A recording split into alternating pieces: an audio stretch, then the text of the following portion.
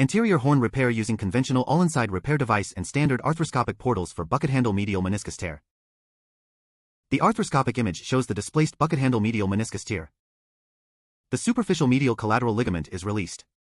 Subsequently, the surgeon uses a probe to push the displaced meniscus, gently extending the knee as needed. The meniscus is then reduced.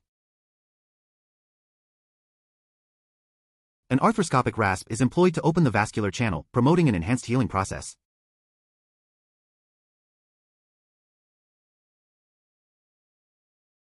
The first repair stitch is applied to secure the body of the meniscus.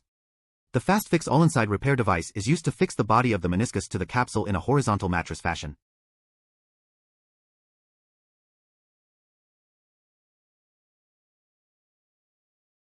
The repair stitch is tensioned adequately, and the excess suture is cut flush to the meniscus.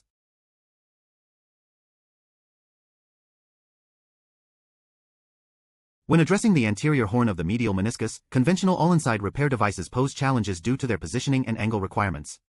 To overcome this, the authors recommend utilizing the Infinity AM all-inside repair device and manually bending the tip of its needle to the desired angle. In this particular instance, the author adjusts the tip from 15 degrees to 40 degrees, facilitating easier penetration of the anterior horn of the medial meniscus. The bended tip Infinity AM all-inside repair device is inserted through the anterolateral portal, and the curved needle tip easily accesses the anterior horn of the medial meniscus.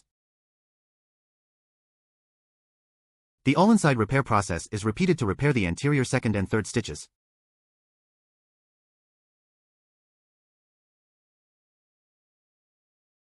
The repair stitches can be used in horizontal and vertical mattress to improve the repair construct.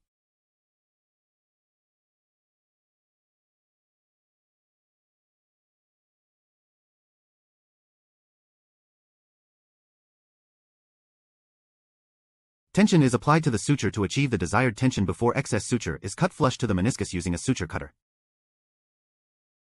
The arthroscope transitions to the anterolateral portal, with the anteromedial portal serving as the working portal. Using the conventional Infinity AM all-inside repair device, it is inserted through the anteromedial portal to penetrate the posterior horn of the medial meniscus, securing it to the posterior capsule with a horizontal mattress stitch.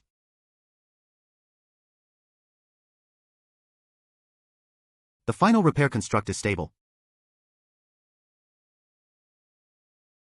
The microfracture awl is employed to create a bone marrow vent in the intercondylar notch. This allows access to bone marrow and stem cells, facilitating the enhancement of the meniscus healing process.